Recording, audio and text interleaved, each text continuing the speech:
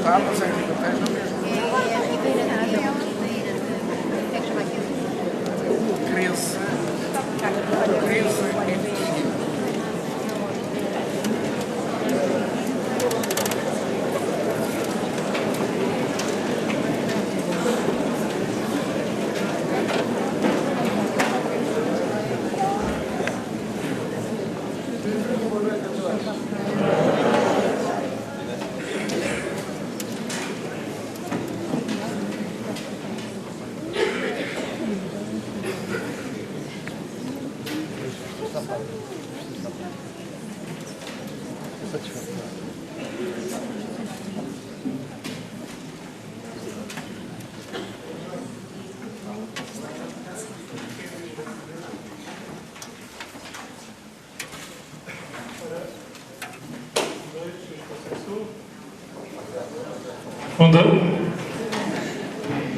Antes de mais, boa noite a todos. Sei que estão aqui várias paróquias da nossa Vigararia de Oeiras presentes, e portanto saúdo a todas as paróquias à nossa Vigararia e a outros que estejam a participar aqui, portanto sejam muito bem-vindos. Eu convidava-vos a sentar.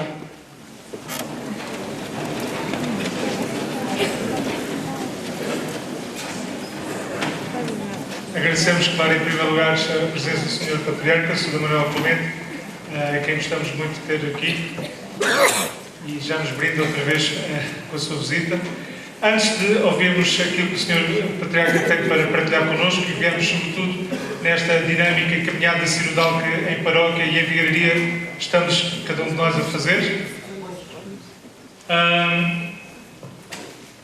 E portanto o Sr. Patriarca veio-nos falar sobretudo então do Sínodo e da primeira etapa do Sínodo, que é também o primeiro capítulo do Evangelho Gáudio.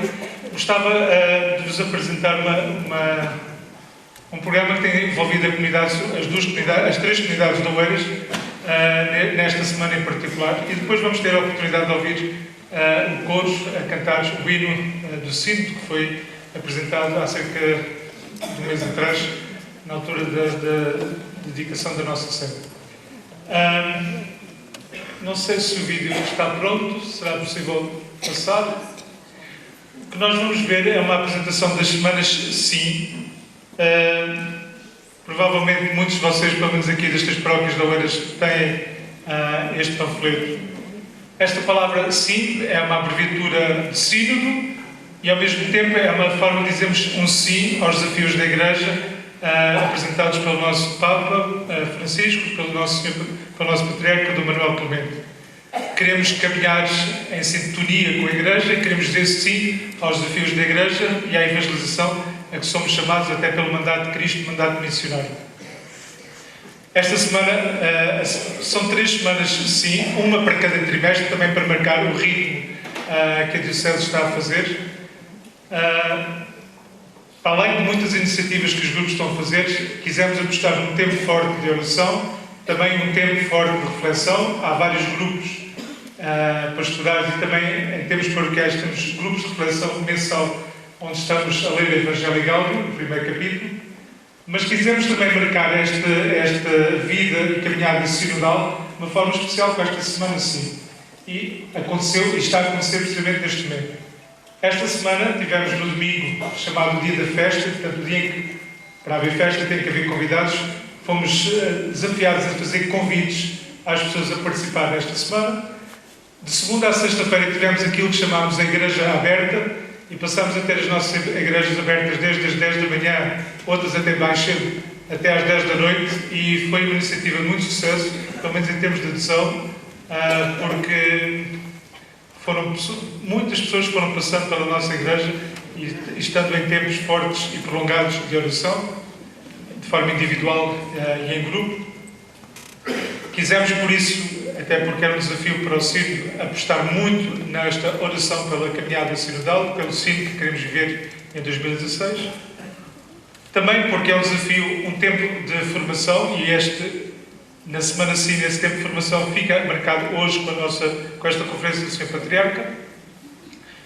Depois, amanhã, sábado, teremos o Dia do Peregrino, teremos um dia também, um momento cultural, e no domingo o Dia Missionário. Mas eu não vou estar a falar mais porque vamos ver tudo aqui na projeção e ficam assim também com uma ideia daquilo que se está a viver e a fazer aqui nas nossas paróquias de Oeiras, São Julião e Nova Oeiras, para celebrarmos e marcarmos este ritmo sinodal nas vidas e nas comunidades paroquiais. Chamava então a vossa atenção para seguirem este ritmo. O sonho missionário de chegar a todos. Sínodo, Lisboa, 2016. Caminhada sinodal. Origem etimológica. Sin mais odos. A palavra tem origem no grego sínodos e significa caminho feito em conjunto. Foi traduzida para o latim como concilium, que quer dizer assembleia. É um caminho de reflexão e renovação com a participação de todos. O porquê de um sínodo? Acolhimento e resposta à exortação apostólica Evangelii Gaudium, a alegria do Evangelho do Papa Francisco, e a celebração dos 3 séculos sobre a qualificação patriarcal de Lisboa, em novembro de 2016. O que se pretende? Um tempo de oração, um tempo de formação, reflexão e partilha, um tempo de ensaio de iniciativas pastorais de âmbito missionário. Dom Manuel Clemente, Patriarca de Lisboa. Iniciemos a caminhada sinodal com a convicção reforçada de que passa por cada um de nós, no variado ser e acontecer da Igreja de Cristo, a resposta de Deus a este mundo que tanto sofre, mas sempre espera. Sobre o tempo de ensaio de iniciativas pastorais de âmbito missionário. Ensaio de modos e meios de projeção missionária de cada comunidade, local a local, ambiente a ambiente, processo a processo. A Zona Interparoquial de Oeiras apresenta a Semana SIN. O nome. A expressão SIN serve para ajudar a mostrar a ligação ao sínodo diocesano. A palavra não está completa. SIN ou do. O que implica pôr-se em caminho, ir à procura, completar, em total sintonia com o nosso Bispo. A expressão SIN serve para ajudar a reforçar o sentido de igreja. A palavra SIN vem do grego e faz alusão à reunião, ao conjunto, ao que é comum e, portanto, à comunhão, à unidade e à igreja. Serve para ajudar a afirmar a alegria do Evangelho. Pela semelhança da palavra SIN com SIN, pretende-se evidenciar a fé em Cristo ressuscitado perante a cultura da morte e da tristeza. Queremos ser sal da terra, luz do mundo e testemunhas de uma notícia nova e feliz. A expressão SIN serve para ajudar a afirmar a alegria do Evangelho, expressar a humildade, pobreza da Igreja e a capacidade de acolhimento do outro, fazer referência a uma Igreja humilde e aberta, tolerante e acolhedora, uma Igreja pobre para os pobres. O programa da Semana SIN.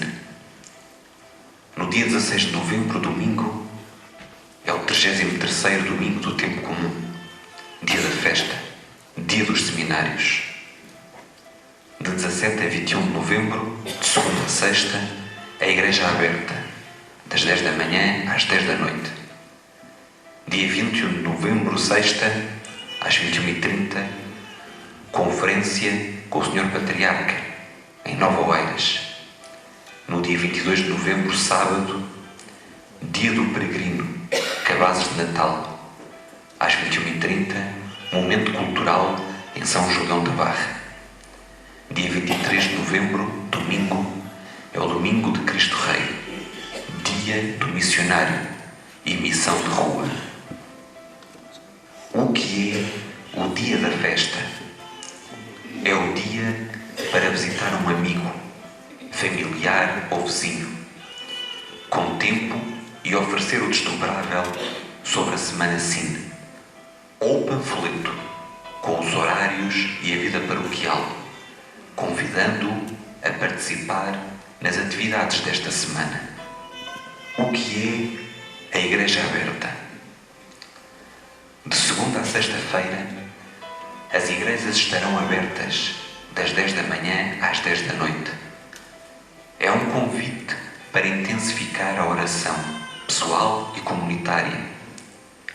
Os grupos pastorais devem organizar-se nesse sentido e todos devem mobilizar-se para que haja sempre cristãos em oração na igreja.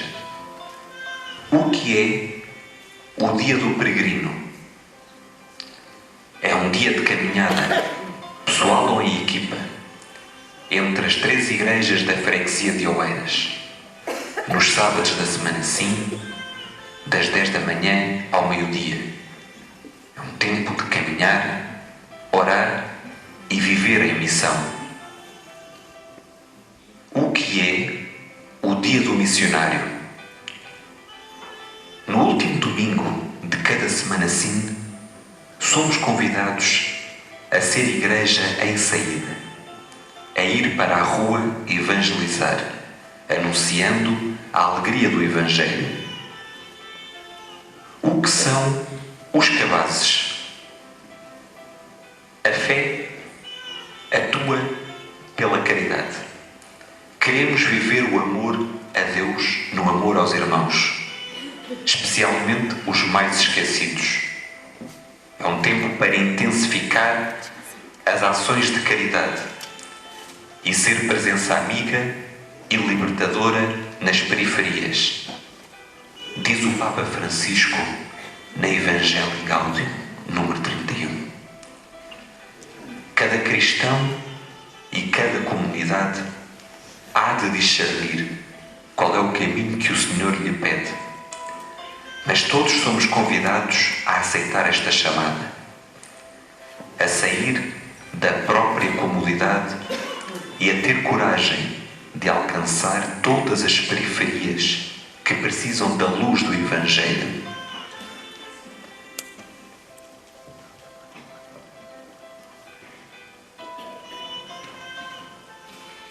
E depois então com este desafio do Papa Francisco, na Evangelii Gaudium, damos então a oportunidade ao Sr. Patriarca de partilhar connosco a sua experiência.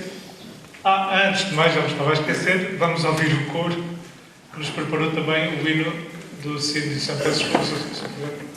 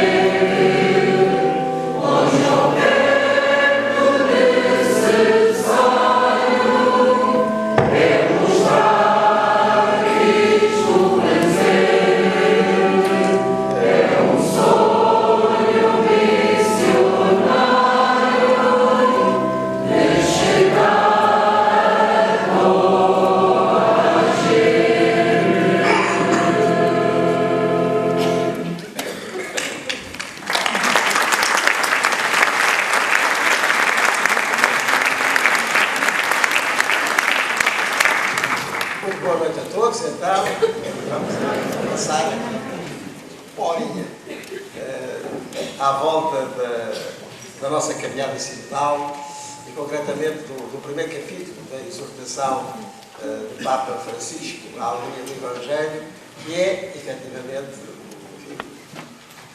o preenchimento deste caminho que ele nos convida a fazer.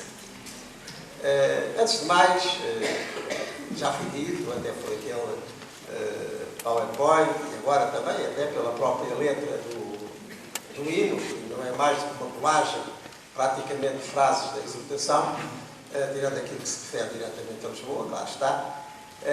Já foi dito que é um sino, a palavra sino significa reunião, com certeza, mas com o sentido de caminho que se faz em conjunto. Caminho que nós vamos fazendo em conjunto, para quê? Para chegar a toda a gente, como também canta este hino do nosso sino de Lisboa. O sino tem uma acessão que é mais conhecida, que é aquela reunião periódica que se faz em Roma com representantes do Episcopado Mundial, como o sino dos bispos que houve em outubro passado, o outro vai haver no próximo outubro, sobre a temática da família, mas o nosso sino de Lisboa, que é o objeto da nossa conversa hoje, aqui tem um sentido também preciso, que é o de pôr em prática, o de levar por diante o que o Papa nos indica nesta exortação apostólica, o anúncio, ou melhor, a alegria do Evangelho. Como veremos, o Papa diz aqui que estas reflexões são para ser levadas muito a sério pelas igrejas, pelas dioceses, e que em cada uma delas, das dioceses do mundo, se deve fazer um caminho de reflexão, de oração e de ensaio, de tentativas de levar à prática as indicações que ele aqui dá para que este anúncio missionário, para que esta alegria do Evangelho chegue aonde deve chegar e é todo lado, com certeza. E diz-nos que em cada diocese organizasse uma maneira de concretizar estas orientações. Nós tínhamos aqui em Lisboa, tínhamos e temos, e também já foi dito ali no PowerPoint, uma data com algum significado, que é de novembro de 2016. Portanto, daqui a 2 anos, passam 3 séculos sobre este título bonito que o Papa, nessa altura, chamado Clemente XI, deu a Lisboa, de patriarcado. Podemos dizer que é um título tão especial que só há 2 dioceses da nossa Igreja Latina, naquela que está diretamente ligada a Roma, que têm este título, que é Lisboa e Veneza. E mais, Veneza herdou-a de outra antiga, mas Lisboa foi dado propriamente, lembrando o esforço missionário que daqui tinha partido por essa terra além.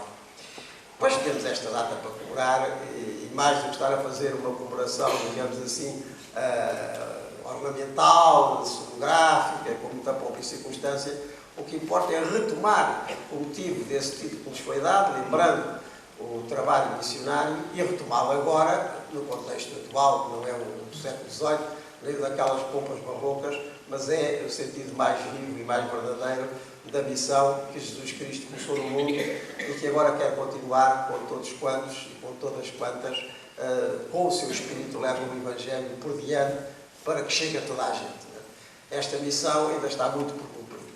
Nós podemos pensar, está bem, mas essa ordem de Jesus de levarmos até aos confins da terra a alegria que Deus nos dá, por isso mesmo o seu Evangelho, boa notícia, notícia alegre, isso já está feito, só não adere quem não quer. Não é assim. Não é assim. 2000 anos depois ainda há muita gente que não ouviu o anúncio evangélico, ainda não sabe da possibilidade que a vida tem se for vivida com Jesus Cristo, e por isso vive triste e não viveria se tivesse sido levado a sério o anúncio do Evangelho. Portanto, em termos de extensão, este anúncio não está cumprido. Houve até algumas zonas, há algumas zonas deste mundo que só recentemente se abriram, assim com mais franqueza, ao anúncio do Evangelho, e algumas nem tanto. Há outras regiões onde esse anúncio já foi feito, mas que, entretanto, o perderam. Nós temos aqui vizinhos muito próximos em que isso aconteceu. Qual é o país mais perto de Portugal? E a seguir? Não, Marrocos. Estão a ver o esquecimento, estão a ver? Ora bem. Pois bem, esse mundo que está tão perto de nós, aqui no Norte da África, Marrocos, Argélia, Tunísia, Líbia, o Egito é outra coisa, esse mundo já foi um mundo intensamente evangelizado. Já foi um mundo intensamente evangelizado. Basta lembrar grandes figuras. Quem é que não ouviu já falar de uma grande figura da história da Igreja chamada Santo Agostinho? Quem é que não ouviu já falar de Santo Agostinho, a sua mãe, a Santa Mónica, que tanto chorou para que ele se convertesse, e depois Santo Agostinho escreveu aquelas obras maravilhosas que ainda hoje alimentam a vida da Igreja. Santo Agostinho é um norte-africano da atual Argélia. E tantos outros. São Cipriano foi importantíssimo, um santo e mártir do século III, que esteve muito ligado à primeira evangelização aqui do nosso território, da Península Ibérica. Pois, praticamente desapareceu tudo. Por razões internas, de divisão interna dos cristãos, por razões de falta de ímpeto evangelizador, quer dizer, os cristãos eram cristãos, viviam nas suas cidades cristãs e não saíam delas para ir aos campos em redor e evangelizar os pagãos. E por invasões, primeiro dos vândalos e depois dos árabes, o que é certo é que, a pouco e pouco, foi desaparecendo tudo. Uma imensa zona, que era esta África do Norte, onde o cristianismo foi tão forte, mais antigo do que o nosso, começou lá antes daqui. E com figuras deste gabarito que eu citei, podia ter citado mais alguns, desapareceu. Portanto, nada disto está garantido. Nada disto está garantido em parte nenhuma do mundo. Na imensa China, já houve três grandes campanhas de evangelização. E com algum sucesso. Ali pelo século VII, VIII, IX, os cristãos da Síria fizeram uma grande evangelização da China. Criaram igrejas. E depois tudo desapareceu com o tempo. Depois vieram os franciscanos e os dominicanos, no século XIII, no século XIV, e alguns italianos, quem é que não se lembra dos irmãos Polo, do Marco Polo e do seu irmão e as aventuras. Pois foi uma grande campanha de evangelização da China. Fundaram-se dioceses. E depois, os mongóis dominaram a China e, em vez de passarem para o cristianismo, passaram para o Islão, acabou tudo. Depois, no século XVI, XVII, os jesuítas e outros fizeram também uma grande evangelização da China. Mas depois, porque em Roma não se aceitaram aqueles ritos chineses, que se consideravam resquícios do paganismo, portanto, acabou tudo, os imperadores expulsaram os cristãos e, finalmente, do século XIX ao século XX, começou a atual evangelização da China, que tem uma característica própria e diferente de todas as outras. É que na China só pega o que for chinês. E esta evangelização, que lá se fez do século XIX ao século XX, e criou esta Igreja da China, que resistiu e resiste a tantas perseguições desde os anos 40, é um cristianismo autóctone de chineses. Mas para vos dizer que estas coisas nunca estão completas e podem regredir. Ainda aqui há dias, quem foi à missa ouviu no Evangelho Jesus a fazer uma pergunta fatal. Eu tremo sempre quando ouço aquela pergunta de Jesus. O Filho do Homem, quando voltar, ainda encontrará fé sobre a terra? É uma pergunta que Jesus faz. Quando eu voltar, no fim dos tempos, ainda encontrarei fé sobre a terra? Portanto, a evangelização é uma obra que está muito longe de estar concluída. Muito, muito, muito longe. Esta alegria do Evangelho, anunciada a todos, ainda está muito, muito, muito longe da sua conclusão. E mais difícil, é que eu falei em termos de extensão geográfica. Mas essa não é a maior distância que o Evangelho tem que percorrer. A maior distância que o Evangelho tem que percorrer é dentro de nós próprios, da nossa mentalidade, daquilo é que na letra do Evangelho, que está escrito em grego, se chama metanoia, que é mais do que conversão. É uma mudança total de critérios, de maneiras de pensar, de julgar as coisas. É não deitar vinho novo, mantendo os odres velhos da nossa compreensão. É ser realmente outra coisa e a partir de Cristo. Isto está muito longe de estar feito. E até porque o grande objetivo da evangelização é cada pessoa. E a pessoa humana, só muito a pouco e pouco, é que se vai revelando. muito a pouco e pouco é que se vai mudando. Nós hoje, enfim, com aquilo que vamos sabendo, da banda da medicina, da banda da psicologia, da banda da sociologia, da antropologia, etc, etc, dos vários saberes, nós hoje temos mais consciência do que é que nós somos do que os nossos antepassados. Portanto, há aqui um território dentro de cada um, cultural, mental, pessoal, que está muito longe de ser evangelizado. Cada um veja por si. E daí que a evangelização é uma tarefa imensa. E quando se diz chegar a toda a gente, significa, na minha opinião e sobretudo, chegar ao todo de cada pessoa. Aquilo que ela é, corpo e espírito. E na sua relação com os outros. E eu não sei o que é que nos espera, porque eu acho que toda esta imensidão de corpos celestes não está aí só para ser paisagem. Não é? Se calhar isto ainda está tudo muito no princípio. Até porque a descendência que foi prometida a Abraão, o nosso pai da fé, foi uma descendência maior do que todas as estrelas cá no céu. Ainda está tudo muito no princípio e é absolutamente necessário que, por todas as razões e mais algumas, a Igreja, quer dizer, nós, os crentes, os batizados, retomemos, como queria o Papa João Paulo II, com o novo vereador e depois também com novos métodos e novas expressões, a obra da evangelização. Que Cristo, ressuscitado agora, portanto presente em todo o lado, quer continuar através de nós, porque nós hoje somos a boca que Cristo tem para falar, somos as mãos que Cristo tem para estender, somos os pés que Cristo tem para andar. Ele disse ao partir: vós ainda não compreendereis estas coisas todas que eu vos estou a dizer, disse Jesus, mas eu hei de pedir ao Pai, lá de enviar-vos o Espírito, que vos conduzirá para a verdade total, quer dizer, para a compreensão total da verdade que eu vos estou a transmitir. Esta obra ainda está muito a caminho, quer dizer, em sínodo, no caminho que nós temos que fazer em conjunto, porque Ele não nos envia sozinhos, Ele nos envia-nos 2 a 2, envia-nos a Igreja, envia-nos em comunidade.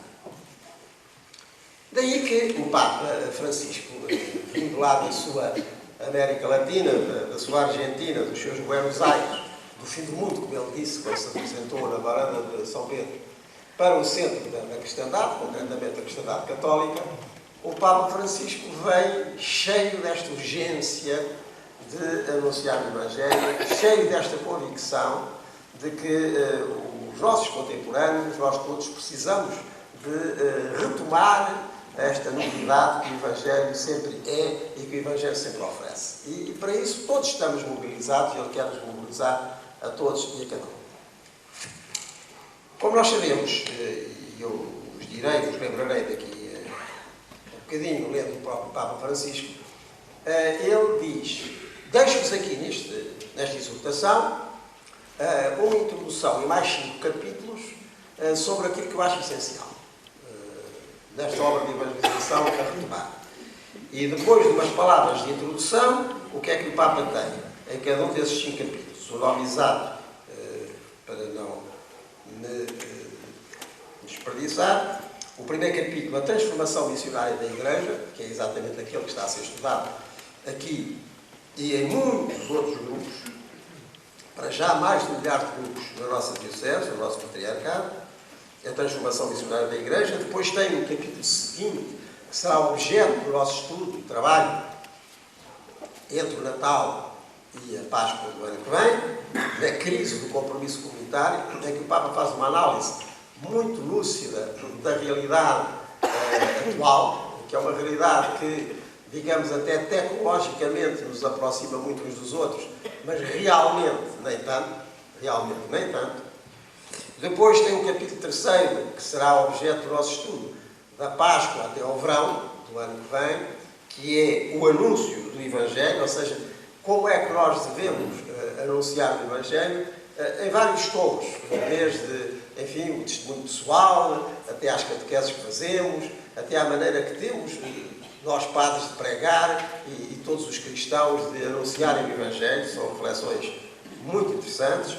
Depois o 4º capítulo, que há de ser estudado desde o verão até ao Natal do ano que vem, a dimensão social da evangelização. Como é que o Evangelho, falando-nos de Deus, fala de um Deus que é comunidade e por isso tem que ser concretizado no mundo de maneira mais comunitária, mais solidária, mais justa, mais capaz de atender às necessidades de todos. E depois tem um quinto capítulo, que será objeto do nosso estudo entre o Natal de 2015 e a Páscoa de 2016, que é o espírito com que tudo isto há de ser feito. A evangelização com espírito. Não são capítulos estanques, mas nós não podemos tratar tudo ao mesmo tempo. E por isso há esta divisão que o próprio Papa faz na exortação e que nós estamos a seguir.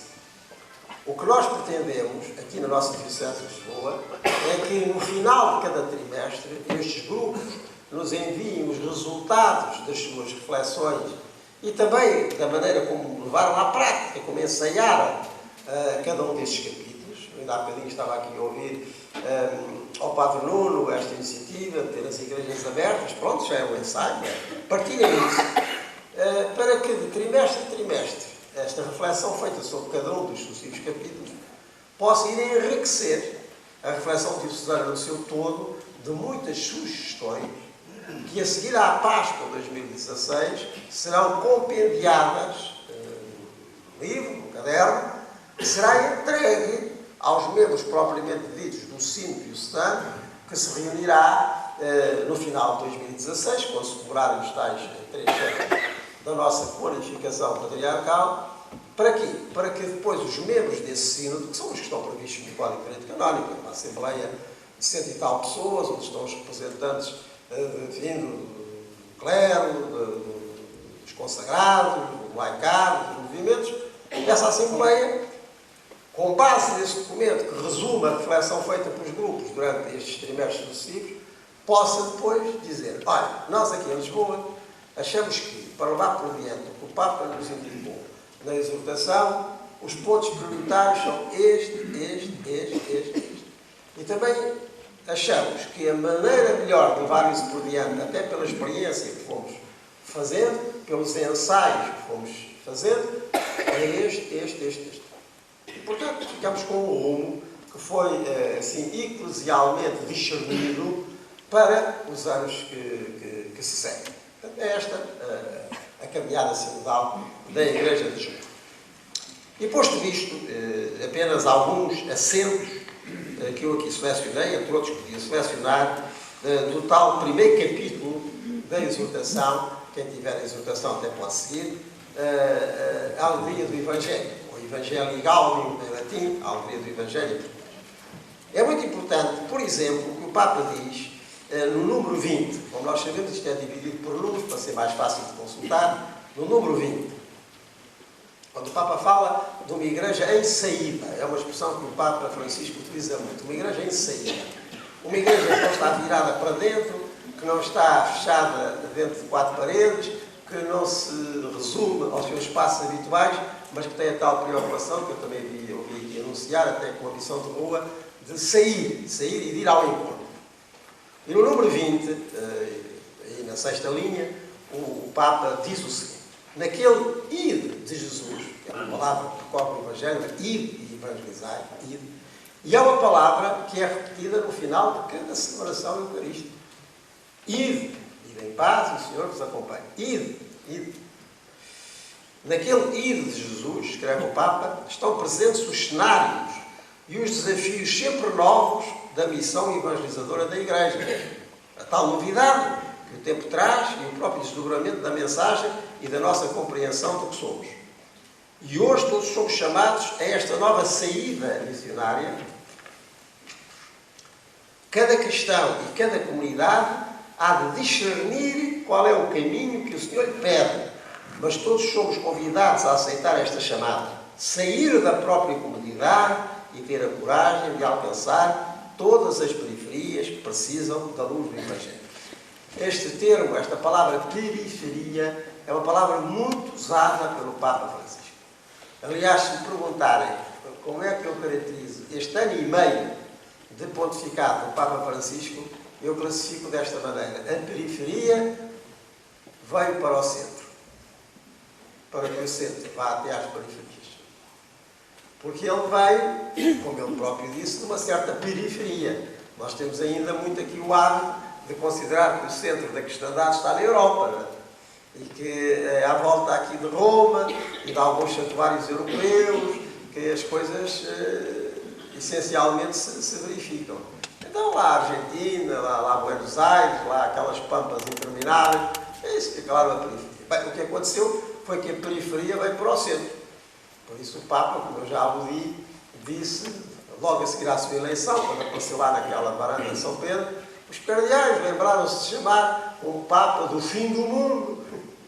Bem, o que é próprio deste pontificado é que as preocupações da periferia, e são preocupações muito missionárias, porque na América Latina, de há uns anos a esta parte, e sobretudo em torno de uma conferência dos bispos sul-americanos em Aparecida, no Brasil, em 2007, um documento que eles lá escreveram, e que é aqui muito citado, redobraram esse ardor missionário, até lançaram a chamada Missão Continental. Bem, tudo isso que estava na periferia agora está no centro. Agora está no centro. Ou seja, não há ninguém que meta o pé em Roma que não se sinta empurrado para ir, porque o Papa não fala de outra coisa. Mais do que dizer, fiquem por cá, que isto é bonito, digam, façam mal e vão-se embora. Para as periferias, não é?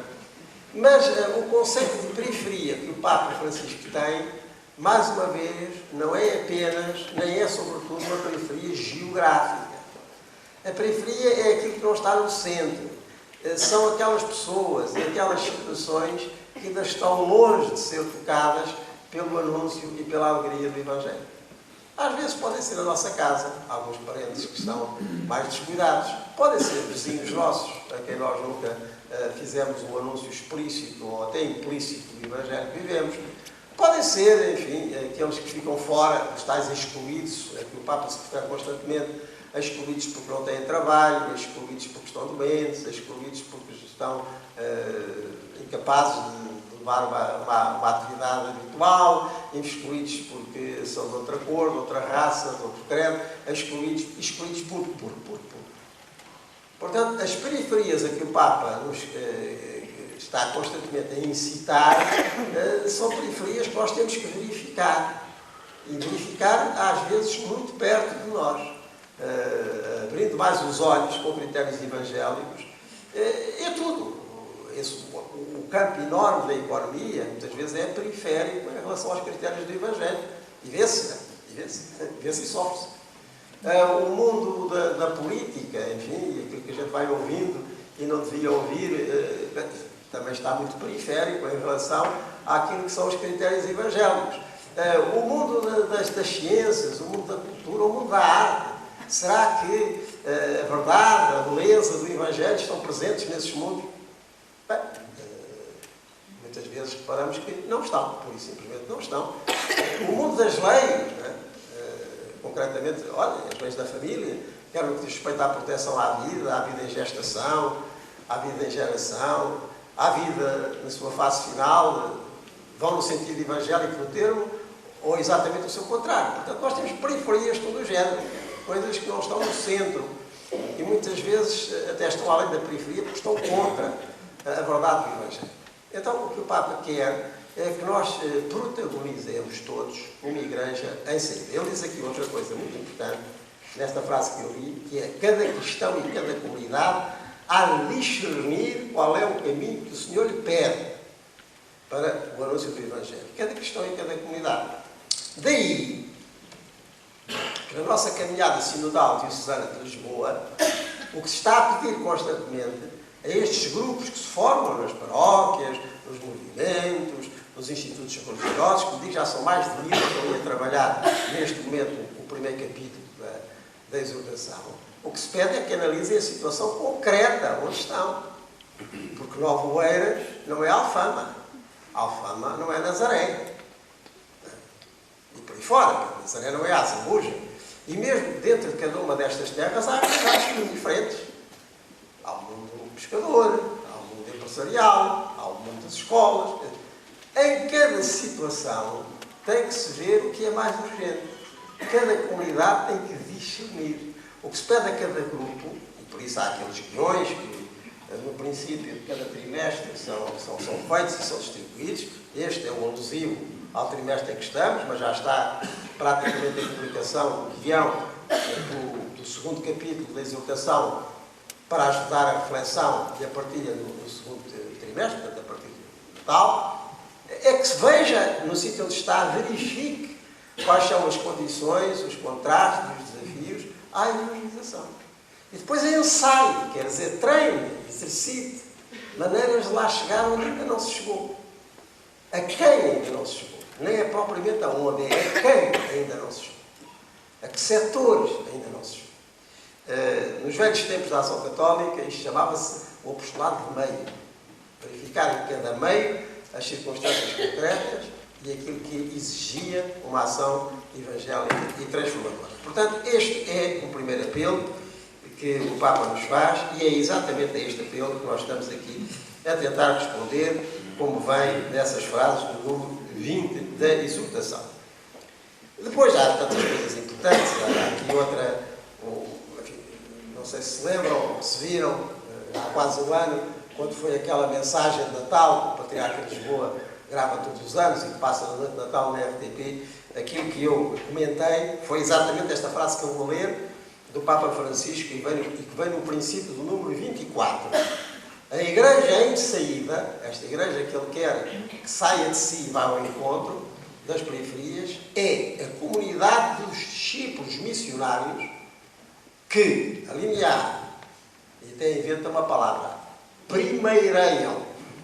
Isto é uma palavra que ele inventou. Segundo, que se envolvem.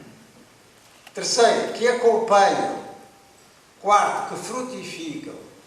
E quinto, que festejam. Isto é um programa para qualquer comunidade, como concretamente esta comunidade paroquial e as outras, que queira levar por diante a exortação do Papa Francisco. Em primeiro lugar, uma comunidade que primeireia. Quer dizer, não fica à espera que os outros venham cá bater à porta. Antecipa-se. Torna-se primeiro, como diz São João num dos seus textos, Deus amou-nos primeiro, não ficou à espera que nós o amássemos a Ele. Primeiriar, antecipar-se, ir ao encontro mesmo daquele que ainda não descobriu nada. Segunda linha, que se envolvem, mas vamos lá a essas situações e não ficamos de fora, envolvemos-nos. Porque uma coisa é ficar de fora ou por cima, assim como quem condescende, outra coisa é envolver-se realmente, enfim, nos problemas concretos e na ajuda para os resolver.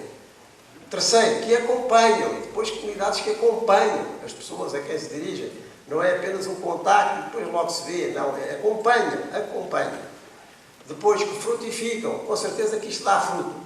Quem primeireia, quem se envolve, quem acompanha, depois há de haver a altura em que colha frutos dessa sua ação. Como Jesus Cristo fez em relação a cada um de nós, e os frutos que ele recebeu, olha, estamos nós aqui esta noite, e estarem tantos outros, 2000 anos depois, por esse mundo. Portanto, isto frutifica. A semente lançada à terra frutifica sempre. Mais tarde, mais cedo, e que festejam. E o Papa até lembra, aqui noutros passos, como será bonito, que em cada celebração dominical, portanto, domingo até após domingo, naquela grande ação de graças que é a Eucaristia, se festeja tudo aquilo que o Espírito foi fazendo através de nós, neste sentido de primeiriar, de se envolver, de acompanhar e, com certeza, dos frutos que vão aparecendo desta nossa ação, que tudo isto esteja no altar em ação de graças com Cristo ao Pai.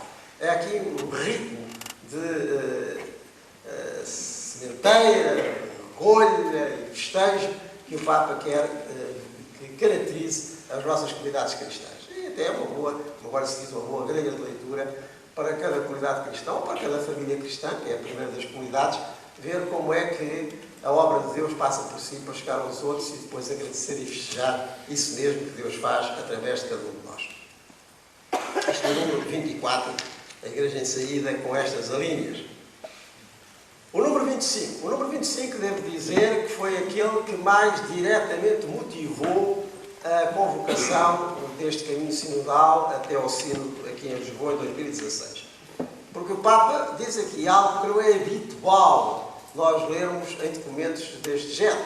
Não é normal que um Papa tenha assim tanta franqueza como aqui demonstra o Papa Francisco no número 25, em que ele diz o seguinte: não ignoro que hoje os documentos não suscitam o mesmo interesse por outras épocas, acabando rapidamente esquecidos. Quer dizer, não tenho grandes ilusões onde é que isto vai parar na maior parte dos casos. Quer dizer, as pessoas compram, acham graça, folheiam, sequearam e depois fica lá a ganhar pó num canto. E o Papa diz: eu não tenho ilusões. Não ignoro que os documentos vão parar à prateleira, até muitas vezes sem serem abertos. E continuo. Apesar disso, sublinho que aquilo que pretendo deixar expresso aqui possui um significado programático e tem consequências importantes. Espero que todas as comunidades se esforcem por usar os meios necessários para avançar no caminho de uma conversão pastoral e missionária que não pode deixar as coisas como estão. Neste momento, não nos serve uma simples administração. Constituamos em estado permanente de missão em todas as regiões da Terra. E como eu vos disse, este número 25 foi certamente aquele que mais me motivou a mim e os outros bispos que trabalham em Lisboa e depois ao Conselho Presbiteral, faz um ano em janeiro, a lançar esta iniciativa do Sino Diocesano de Lisboa. Para levar à prática isto mesmo que o Papa diz. Eu sei, os documentos a gente compra, quando compra, ficam na estante, já não se fala nisso. Mas não pode ser assim desta vez, insiste o Papa. Isto é programático, isto é o programa para a Igreja nos próximos tempos. E que programa é este? É converter missionariamente as comunidades, que as comunidades se convertam em centros de missão.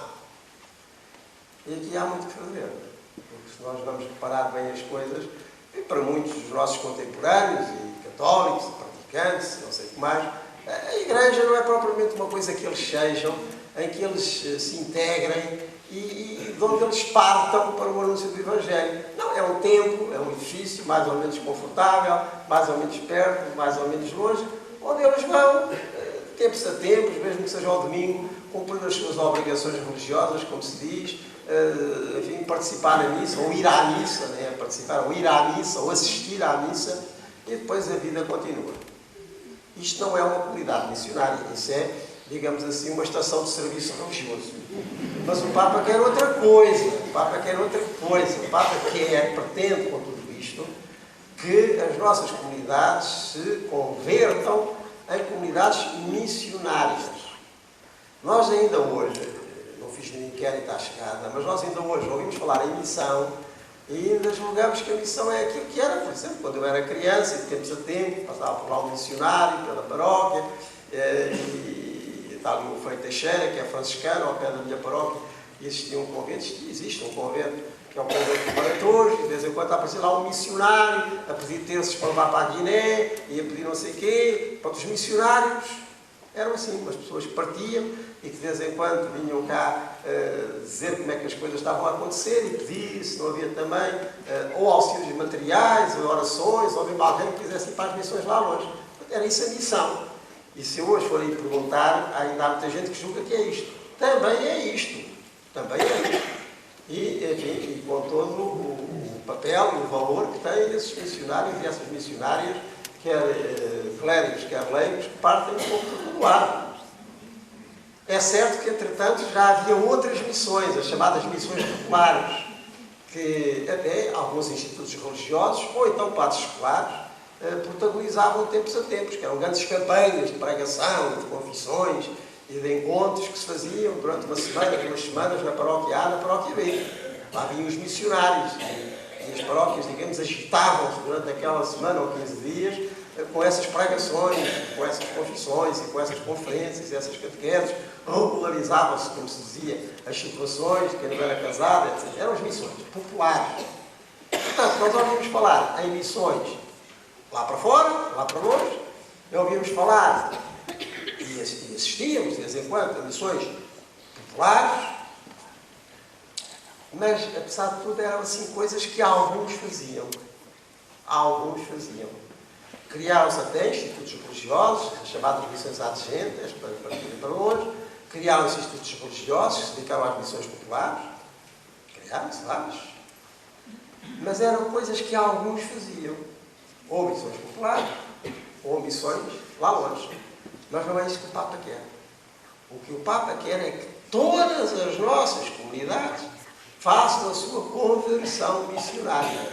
Não apenas no sentido que continua muito bem, de apoiar aqueles que partem, ou essas missões populares, mas de que todos nós, onde estivermos, e nas periferias que às vezes começam na nossa própria vizinhança, sejamos missionários. E que levemos a sério este ide com que se conclui e projeta cada subvenção. Este é que é o caminho a fazer.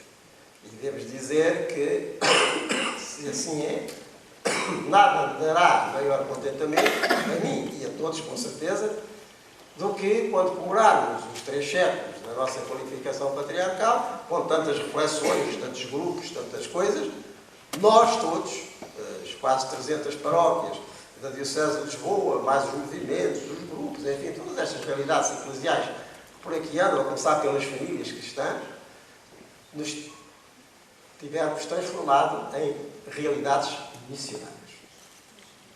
Realidades missionárias. Tivéssemos ensaiado maneiras de chegar onde ainda não chegamos.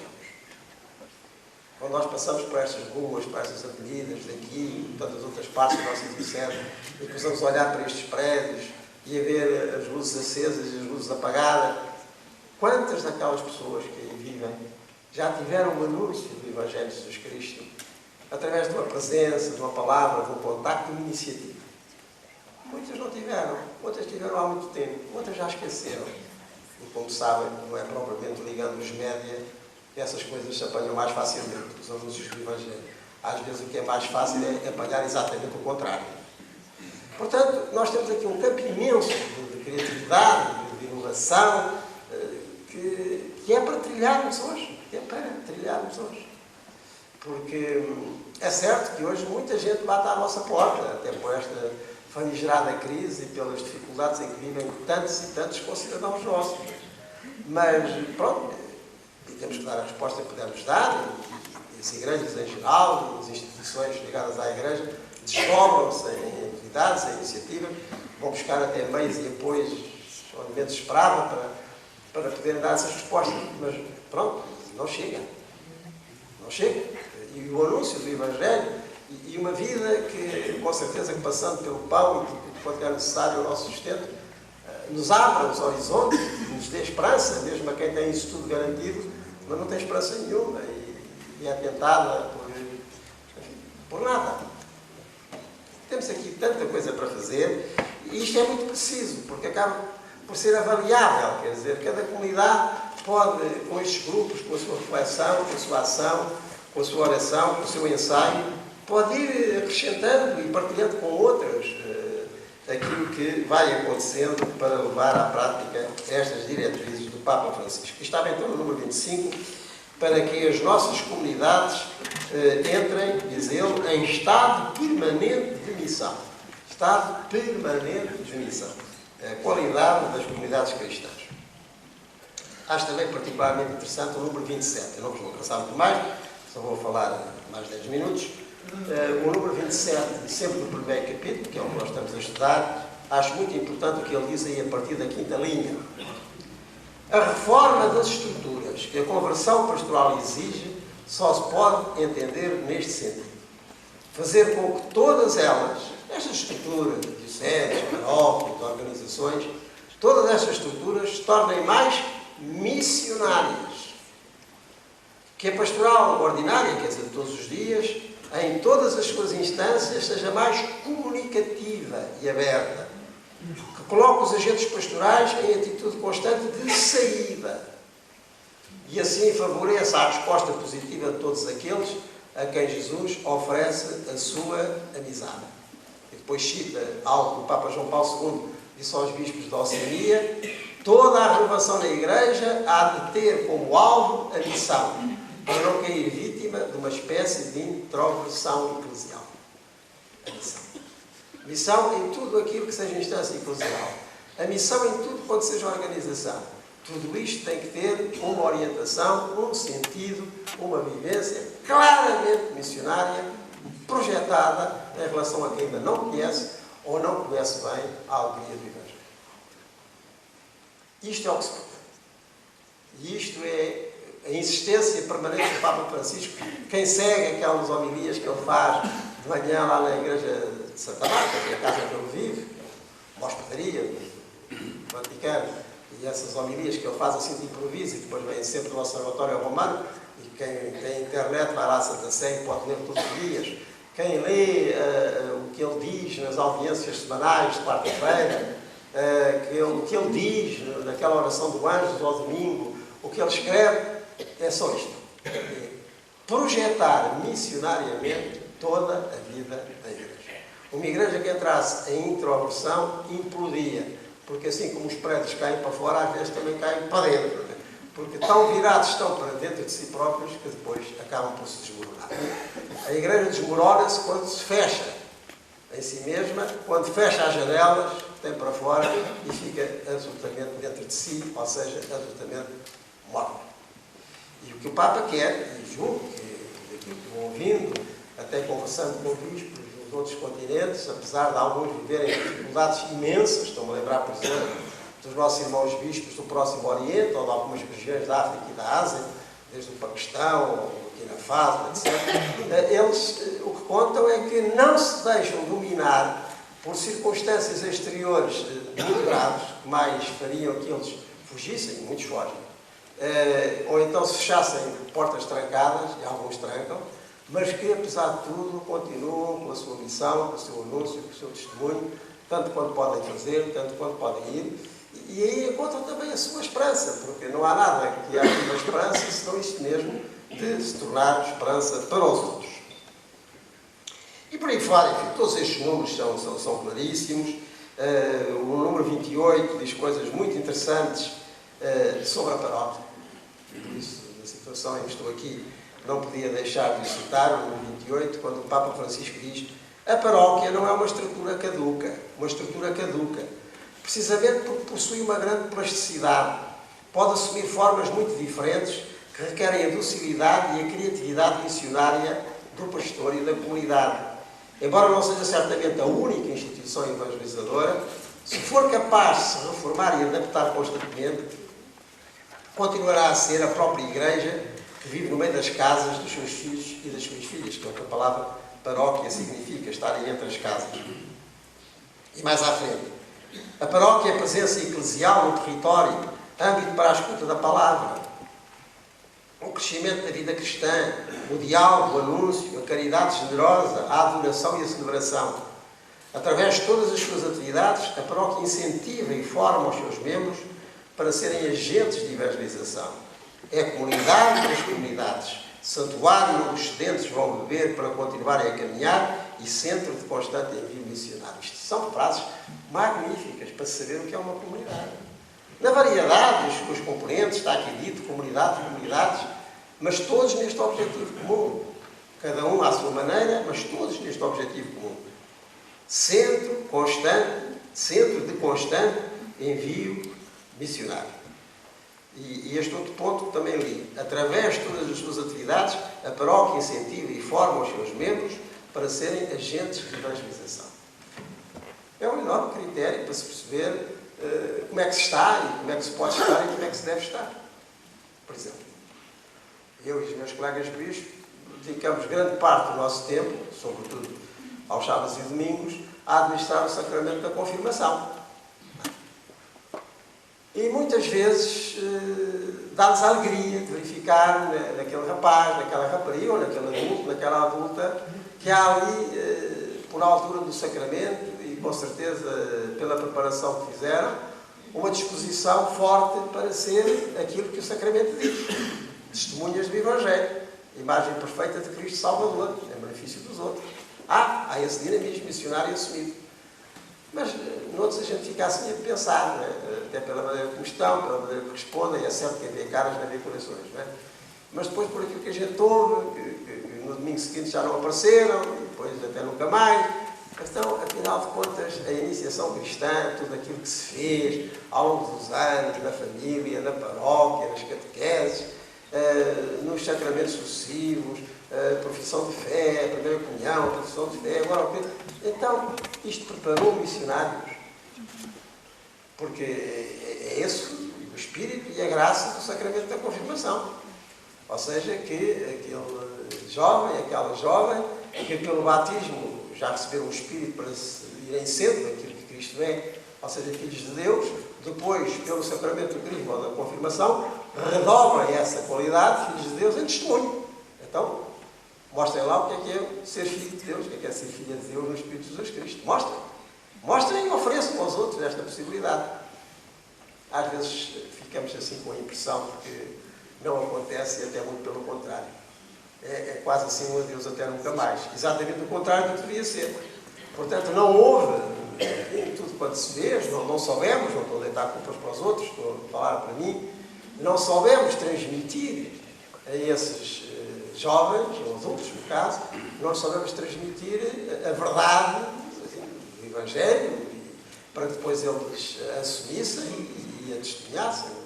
Há aqui uma coisa que não funciona, que disfunciona. E isso em todos os outros aspectos da vida cristã, hoje ao jantar, com vários casais cristãos, nós estávamos a refletir naquilo que é a missão própria da família. A família é uma realidade missionária. Enfim, aqueles que receberam o sacramento de matrimónio, ou que já participaram em matrimónios, ouviram com atenção, enfim, as preces, as orações, sublinham muito a dimensão missionária da família. Para que a família manifeste no mundo, no concreto da relação conjugal e familiar, o que é aquele amor que define o próprio Deus. Por isso, amam-se com o amor com que Deus se ama e nos ama.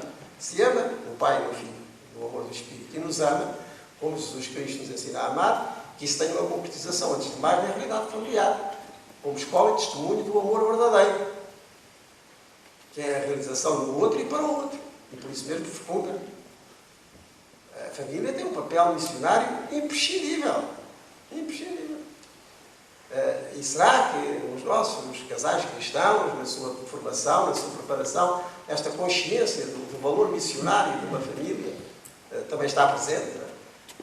Nós sabemos que alguns grupos eclesiais levam isto muito a sério e até a certa altura há famílias que se oferecem para ir para outras partes do mundo onde a família cristã deve ser apresentada como valor, como possibilidade. Mas também aqui, no habitual, no dia-a-dia, não é? Em todas as dimensões da nossa vida cristã, esta projeção missionária é um critério. É um critério.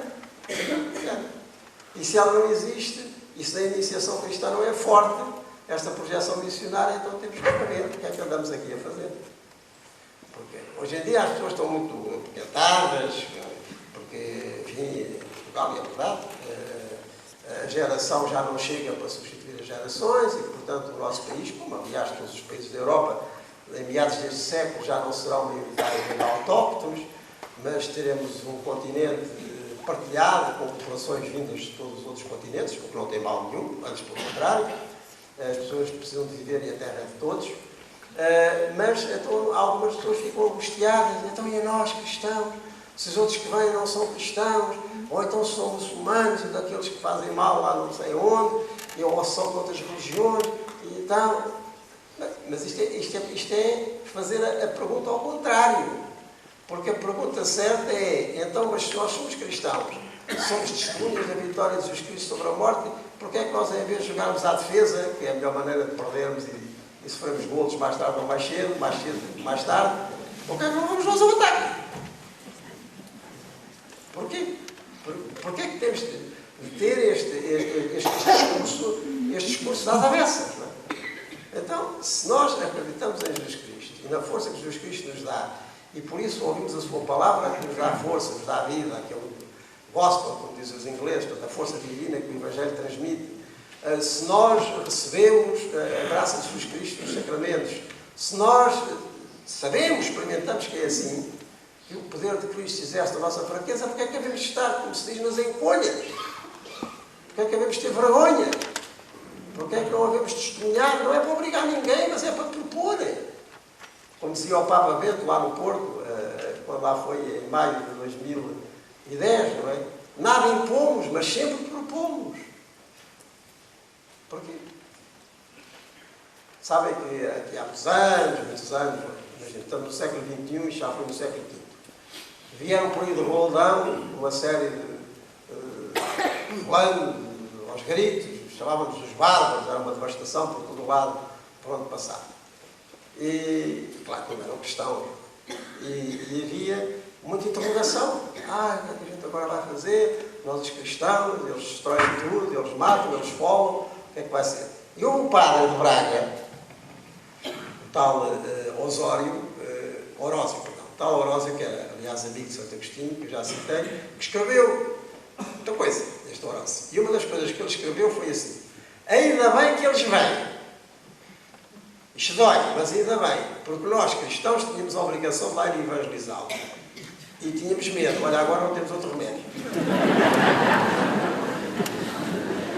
Já é antigo, é o século V. Tal Orósio de Braga, agora não temos outro remédio. Olha, o que é certo é que fizeram tipo de coração e a pouco e pouco passaram esses povos ao cristianismo. Não foi logo, mas foi, conseguiram. Daí a um século, os suevos lá de Braga tinham passado do seu reino para o cristianismo, depois os visigodos do resto da Espanha também tinham passado. Porque é que há de ser preciso que o Espírito Santo nos empurre com a asa esquerda, sendo uma pombinha, e a gente não vai com a asinha branca, que ia mais devagarinho e ia melhor? É assim, se não vai com uma, vai com a outra. Vejam lá com qual asa é que querem que o Espírito Santo trabalhe. Com a direita, que é fofinha, ou com a esquerda, que é a lambada. E se for preciso, dá uma picada no cotiço.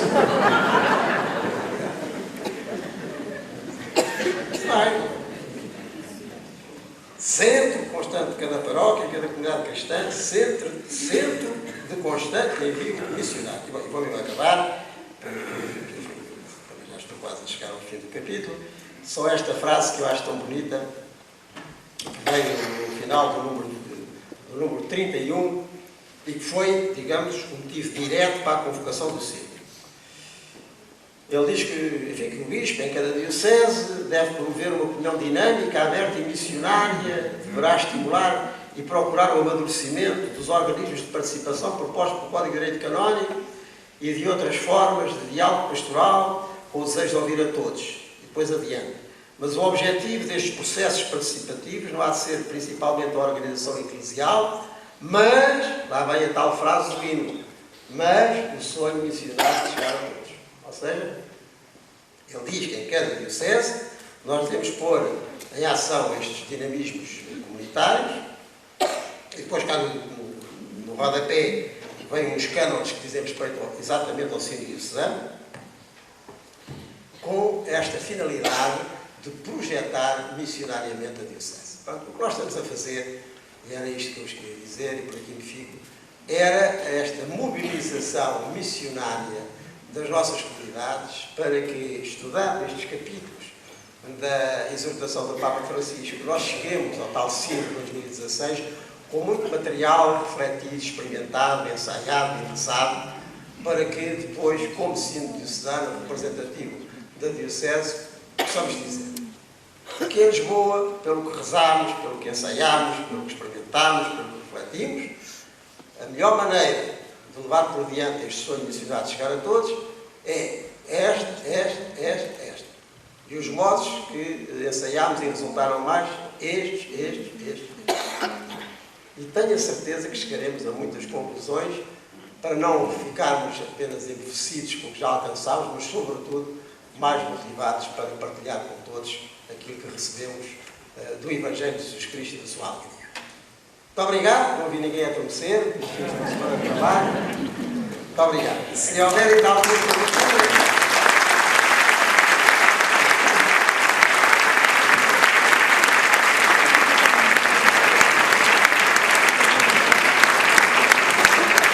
Então, se alguém quiser aproveitar para fazer uma pergunta, e enquanto não levantou a mão, eu pedia que ajudasse a distribuir várias pessoas para ser rápido e, sobretudo, para não incomodarmos. Temos uma pergunta? Ok.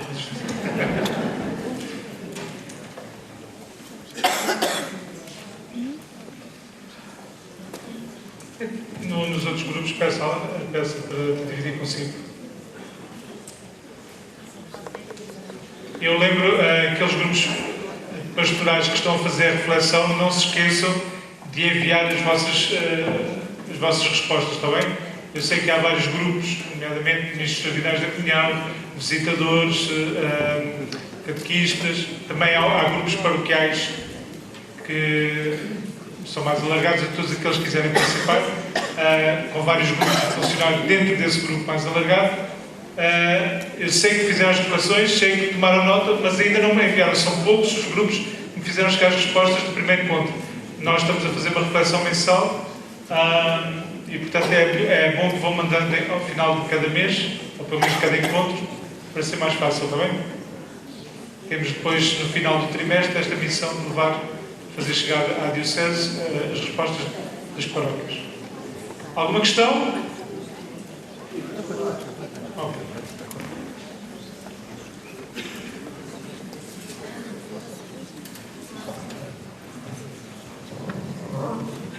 Boa noite, Patriarca. Muito obrigada por estar entre nós, na comunidade de Oeiras. Muito obrigada à paróquia de Nova Oeiras por nos acolher. E eu gostaria de perguntar se na Igreja Portuguesa outras dioceses têm um percurso também assim de caminho em conjunto na procura de novos destinos que o Papa Francisco nos propõe e que o Sr. Patriarca também nos propôs a nós. Muito obrigado. Estão-me a ouvir? Sim. Muito obrigado pela pergunta. Como sabem, a organização da Igreja é basicamente universal à volta do Senhor Pedro e local ao particular à volta do Senhor dos Apóstolos. Isto na Diocese, portanto a Igreja é ao mesmo tempo universal e local ao particular.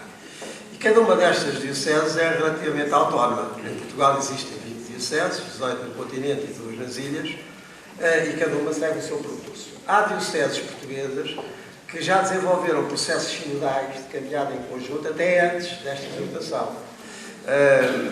E há outras que, mesmo sem darem este nome, também desenvolvem ações de reflexão e de projeção. Até há um projeto comum das igrejas em Portugal que foi lançado, concretamente com uma nota pastoral da Conferência Episcopal de abril de 2013 sobre a renovação da pastoral de Portugal, em que se selecionam os 7 rumos para que as igrejas sigam nessa renovação. E já tivemos até, há um mês, um encontro em Fátima com os representantes das várias dioceses, em que eles próprios disseram o que é que cada uma delas estava a fazer, e exatamente um dos rumos é transformar as nossas comunidades em comunidades missionárias. Portanto, de uma maneira ou de outra, esta preocupação vai passando. Aqui em Lisboa, nós, que entretanto recebemos esta exortação apostólica, achámos isto tão prático que resolvemos iniciar esta caminhada, até motivados pelos 300 anos do Patriarcado no final de 2016, para que não fosse apenas uma comemoração folclórica de pouco interesse, ou museológica, mas fosse qualquer coisa de vivo, até porque esse tipo nos foi dado por causa do passado missionário. Então vamos levar isto por diante. As coisas conjugaram-se assim. Depois também porque este processo nos pareceu muito fácil e está-se até a revelar muito fácil de pôr em prática. Nós sabemos que as comunidades paroquiais, enfim, tantas delas já não têm tempo para fazer mais coisas, porque já envolvem tanta gente com tão boa vontade na catequese, na liturgia, na ação socio-caritativa, que não vamos pedir mais coisas, nem elas, nem aos padres, que infelizmente não são tantos como deveriam ser e deveriam ser, e portanto não era mais coisas que se fossem fazer. Então, não se trata de fazer mais coisas, trata-se de que grupos que já existem, porque já existem grupos de catequistas, já existem grupos de casais, já existem grupos de vicentinos, já existem grupos de tanta coisa, de acólitos, e de movimentos e de grupos, outros. Pois, então, olha, trimestre após trimestre, com um guiãozinho que o Patriarcado manda, para ainda traduzir por mais miúdos aquilo que já está tão amiudado na própria exortação, que é tão simples, tão clara, se reúnam, ensaiem, experimentem formas de andar para a frente com este dinamismo missionário. Depois, no final de cada trimestre, partilhem essas conclusões e que tudo isso sirva, digamos, de base para uma reflexão sinodal propriamente dita no final de 2016. É um processo simples, não complica nada, é um pronto a servir, não é? Porque as estruturas já existem, nem necessita de se criar novas, um ou outro caso haverá, mas que deem lastro missionário a estas propostas do Papa Francisco. Portanto, é mais o nosso caminho E devo dizer que está a ser surpreendente, porque isto começou agora, praticamente, em setembro, outubro. Nós, na comissão preparatória, que faz estes guiões, etc., até julgámos, vamos lá ver, vamos fazer, como grande parte das pessoas vão diretamente à internet, ao site do Patriarcado, e tiram de lá diretamente o material do sínodo, vamos fazer um pouco empate até de dinheiro, que não temos muito, para não dizer que não temos nenhum, em fazer material nós próprios. Vamos fazer 500 guiões, que deve chegar e sobrar, se calhar até é demais. Olha, sabem quantos é que já saíram? 25 mil. Dos 500 da primeira edição, já vão em 25 mil, porque ainda há grupos a constituírem-se e querem o guião, e apesar de irem lá à internet e fazer o download, também querem o papelinho para sublinhar e para riscar. Olha, é um bom início, não é? Porque nós tínhamos pensado em 500, já são 25 mil. Não sei a quantos grupos é que isto corresponde, mas por aquilo que eu vou ouvindo, do norte a sul, da diocese, de institutos religiosos, movimentos, etc., eu tenho quase a certeza que neste momento já funcionam mais de 1000 grupos, certeza. Por aquilo que eu estou a pôr as coisas cá por baixo. Agora imaginem o que é que vai dar esta gente toda a cranear. E a rezar e a tentar traduzir por miúdos, e lá no seu sítio concreto, que são sítios também tão diferentes, como há bocadinho dizia, estas indicações do Papa Francisco. E depois tudo isto partilhado no fim de cada trimestre. E depois tudo isto sistematizado lá pela equipa que recebe estas respostas e que as sistematiza, e a grande maioria das respostas virão certamente por internet, e depois serão devidamente arrumadas. Há depois ali um material enorme para que o sínodo possa perceber, não apenas pela cabeça de meia dúzia de inteligentes, mas pela participação de dezenas e dezenas de milhares de fiéis, o que é que urge fazer para levar por diante o anúncio do Evangelho. Eu tenho uma enorme expectativa, como digo, estamos praticamente no segundo ou terceiro mês desta caminhada, e isto já ultrapassou, por aquilo que vou ouvindo, o que eu esperava. Esses números que eu vos dei, 500 guiões, afinal foram 25 mil, e ainda continua a chegar pedidos, já é um indicador.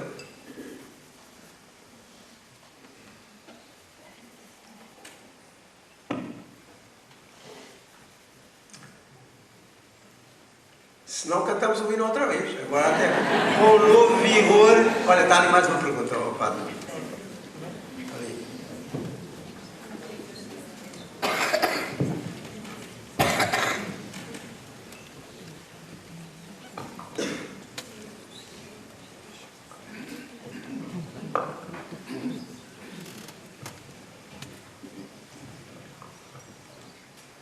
Boa noite a todos.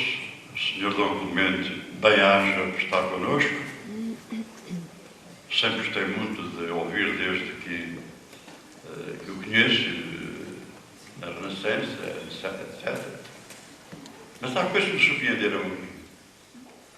Estamos aqui, talvez que, não sei, 1000 pessoas, não sei. Daqui a 30 anos, ninguém desta gente cá está. Uma pouca gente cá está. 30 anos, 30 e tal anos.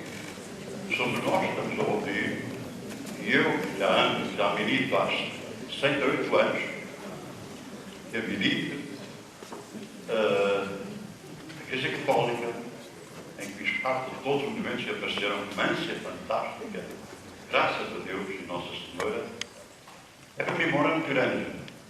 Está pronto a seguir, como estive também algumas vezes durante o Dom Ricardo e outros, etc. Aflige-me o seguinte, Sr. Dom Clemente. Se nós aqui, esta juventude toda, daqui a 30 e tal anos, poucos cá estamos, ou nenhum, o maior parte não está cá. Os 70% não estão cá.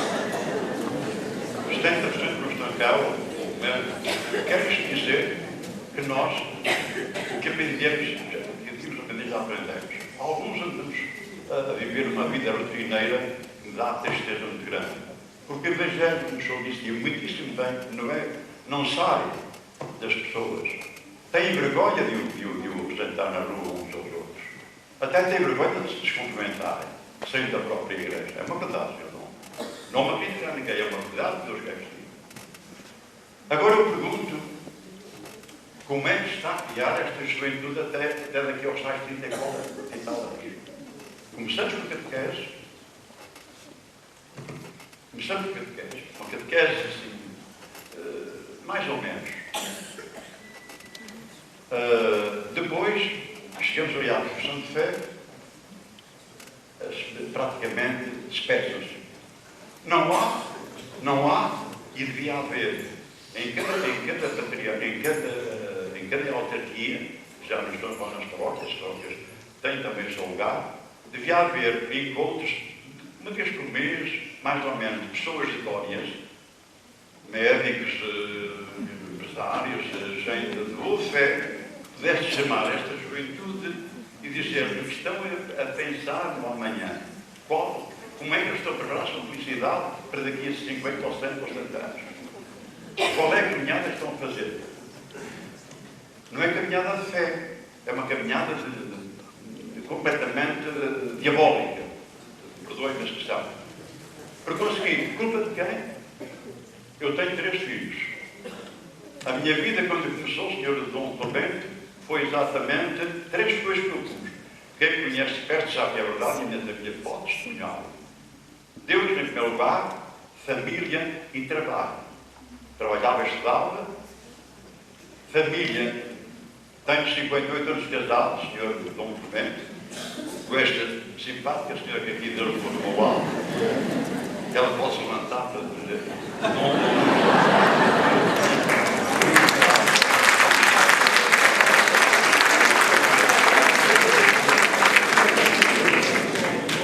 A minha ânsia, eu termino já, Senhor Nuno, Paulo Nuno, mas termino já, mas era bom que ouvisse por mais tempo. Repara bem. E o que é que acontece? A minha ânsia, Senhor Dom Clemente, era exatamente levar Deus às pessoas. Diariamente, Senhor Dom Clemente comunica com mais de 30 ou 40 pessoas, em qualquer lado. É na piscina, em qualquer lado, onde eu estou. Deus tem que estar ali presente. Não há nenhuma alma que me conheça, há aquilo que as pessoas me conhecem, muitos deles mal, porque sou realmente uma pessoa que sou ligeiramente frontal. Mas porque tenho Deus muito forte dentro de mim, fico muito triste quando, efetivamente, vejo que na vez de servirmos, não servimos.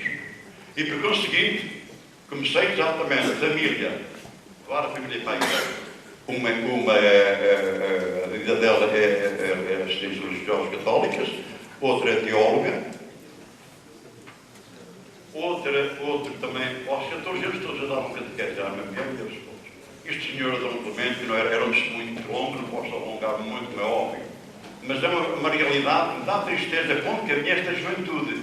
Porque nós somos realmente pessoas que andamos aqui, uns entram, outros saem, e fazemos o terço em família para muita gente não existe, devia aqui, etc. E por conseguinte, não nos enganamos a nós próprios, que a Deus nós não podemos enganar. Andamos alto para enganarmos. Porque o João Clemente bem disse, o Evangelho tem que ser transmitido. E não deve ter vergonha de transmitir. Porque nós, ou temos vergonha de transmitir, é porque a nossa vida não corresponde a isso. Porque se a nossa vida corresponder a isso, é evidente que nós não temos vergonha. João Clemente, peço desculpas se não alonguei um bocadinho, mas este ser de João tinha realmente muita coisa para dizer, porque efetivamente, às vezes aprecia ter um altifalante do tamanho do mundo, para exatamente lembrar os jovens que acordem e os pais que acordem, que os acordem, porque não sabem o que estão a perder em relação ao futuro dos seus filhos. Bem-aja. Muito obrigado.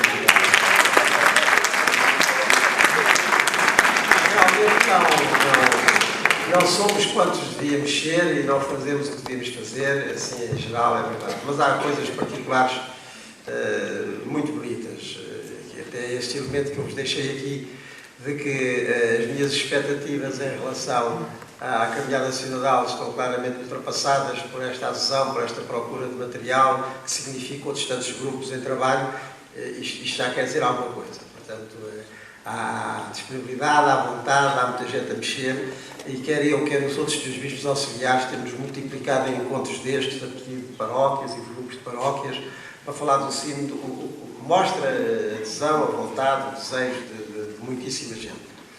E mesmo, olha, duas realidades de hoje e da manhã, da minha parte, não é? Para testemunhar o que está a acontecer aí no campo da revitalização das associações profissionais católicas. Está a ser muito interessante. Hoje tive um encontro com a Associação dos Juristas Católicos, que foi agora reorganizada, com uma grande percentagem de juízes, advogados e outros trabalhadores da Justiça. Os projetos que têm, concretamente, de integração na caminhada sinodal, é uma realidade relativamente nova e cheia de vício, não é? E muito promissora. A mesma coisa se diga com a Associação dos Médicos Católicos e algumas iniciativas que têm tomado e que vão tomar no seguimento, a Associação dos Empresários e Gestores Católicos, com as suas... Isto são tudo realidades novas no campo profissional. Mas no campo da juventude a que se referia, como disse, hoje e amanhã de manhãzinha, por isso é que eu estou com uma certa pressa, eu tenho que ter aqui algum sono pelo meio para não fazer má figura. Vou-me reunir com os responsáveis pelas missões país, que são uma coisa que nasceu entre jovens das universidades de Lisboa e agora se espalharam por outras universidades do país e que no ano passado envolveram milhares de jovens universitários de várias escolas que vão passar aquele período entre o primeiro e o segundo semestre em missões, em dezenas de paróquias espalhadas por este país fora. O que acontece com os voluntariados missionários, que todos os anos envolvem, neste ano foram mais de 1000, não é? Jovens ou universitários ou já pós-universitários em ações em vários pontos do mundo e também aqui em Portugal. Nós notamos um pouco por todo lado um fervilhar de futuro muito grande. Ainda as pessoas com quem hoje estive ao almoço me contavam que foi ontem na Faculdade de Letras de Lisboa e organizado pelo núcleo de estudantes católicos da Faculdade de Direito, da Faculdade de Direito de Lisboa, com a participação também de professores, um auditório completamente cheio de centenas, e eram jovens, não é? A tratar destas temáticas complexas, muito complicadas e muito negativas, que vão desde o aborto à eutanásia, não é? E foram eles. E como esse núcleo Direito, já se contam outros no técnico, em ciências, em letras, etc. Há um fervilhar de coisas muito promissoras. Porque, como eu também há bocadinho refletia com uns amigos ao jantar, o que mudou em Portugal é que uma certa casca católica persistiu até do ponto de vista legal até há muito pouco tempo no nosso país. Ora, essa casca desapareceu. E quer no campo das leis, quer no campo dos costumes, quer no campo dos divertimentos, o que nós encontramos são mais contrapropostas do que propostas. O que é que isto está a suscitar? Está a suscitar desorientação em muita gente, por um lado, mas por outro lado esta reação positiva, né, de um catolicismo renascente, e como digo, nos meios profissionais, nos meios juvenis, eu não tenho nada, uma perspectiva negativa. Apreensiva sim, percebo, mas negativa não. Porque, como agora se diz, comando no terreno, não é? Estou com essas pessoas, ouço-as, conheço-as, e não há razões nenhumas para estarmos desmotivados a fazer de cada um de nós aquilo que nos compete. Como eu dizia há bocadinho, isto tem dono, o agente de evangelização não somos nós, é o Espírito Santo que Jesus nos deixou, esse é que é o agente de evangelização. De maneira que isto tem futuro. E até não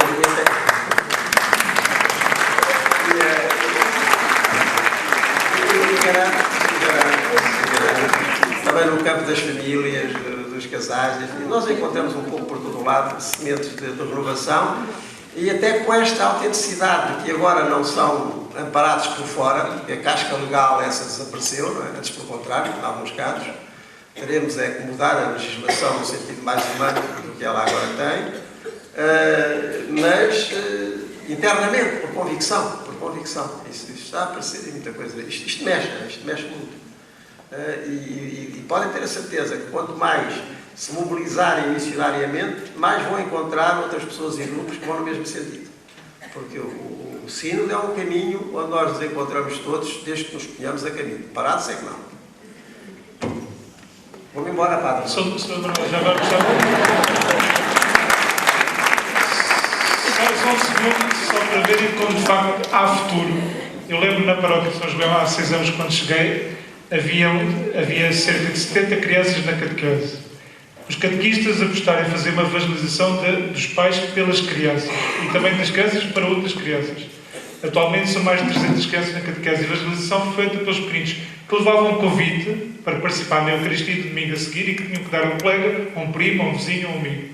E de facto, hoje a catequese triplicou, tem muito mais gente a frequentar e a viver a comunidade paroquial. É uma prova, de facto, como o futuro está garantido com estas crianças e estes jovens. Claro que temos que continuar a dar o nosso melhor. Vimos também esta semana da Igreja Aberta, nós fazemos um cálculo de ter 20 pessoas, talvez por dia, e seguramente passaram em cada paróquia mais de 100 a 150 pessoas que foram segurando períodos de oração. Celebrávamos com a Igreja com as portas escancaradas, foi interessante também, graças a Deus o tempo também ajudou um bocadinho, apesar da chuva, e foi uma experiência muito bonita, como vimos que a comunidade paroquial foi entrando e rezando e cuidando também desta missão. Bem, a Semana 5 continua, amanhã será um tempo cultural no sábado, portanto à noite, será em São Julião. Convido-vos a levar uma manta ou um casaco assim bem quentinho, porque lá embaixo é mais frio. Vamos passar um filme que fala e faz-nos conhecer um bocadinho também a experiência missionária na América do Sul. Será às 9h30 em São João da Barra. No domingo é o dia missionário, estava prevista uma atividade maior, mas tendo em conta que será também a ordenação episcopal do Sr. Dr. João Marcos, e portanto, como há muita gente que irá participar, decidimos que será uma iniciativa muito pessoal a partir da comunidade. Saímos da Eucaristia e cada um há de procurar ter uma atitude especialmente missionária em toda a vida, mas em particular nesse domingo. Sei que a catequese pelo menos virá para a rua fazer também a sua manifestação alegre da vivência da fé cristã.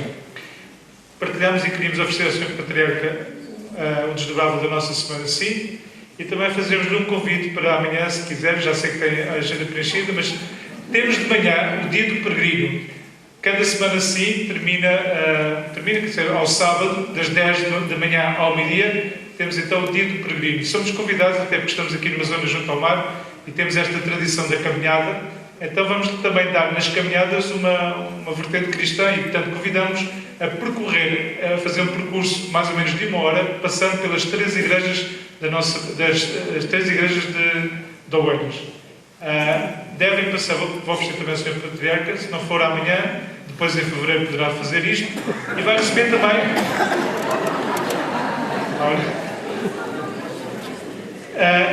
vai receber, vamos lhe oferecer também um passaporte peregrino, portanto, se à medida que forem passando nas diversas igrejas, devem ir ao cartório paroquial e receberem um carimbo a confirmar a vossa passagem. Quem já fez a peregrinação de Santiago de Compostela entende um bocadinho o que se pretende aqui.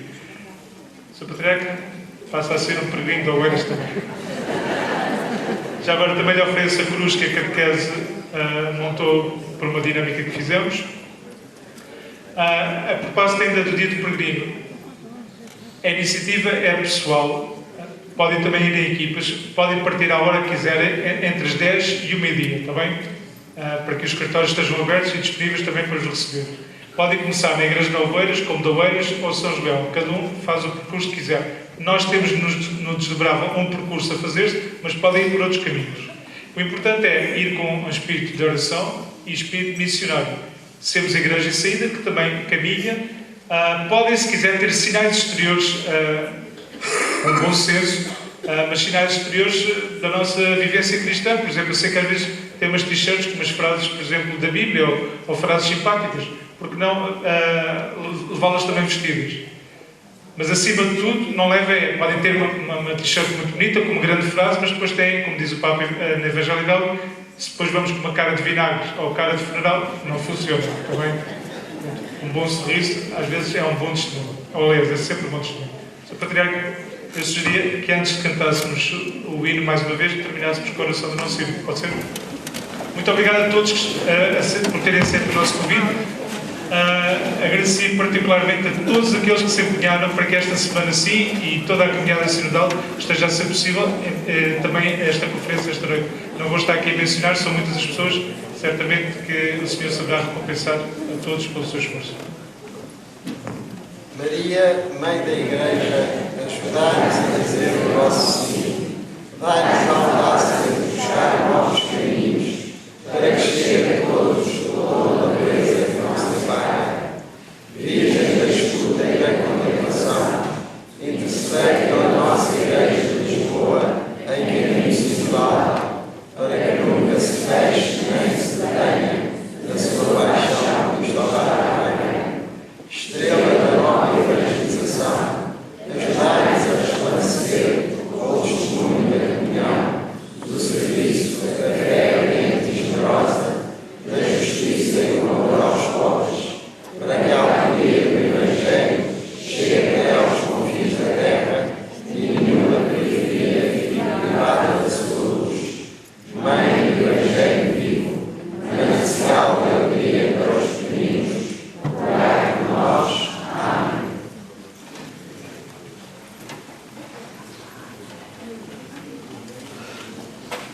enquanto o coro prepara, mais uma vez agradecemos a presença do Sr. Manuel Clemente, saudamos-lo com mais uma grande salva de palmas.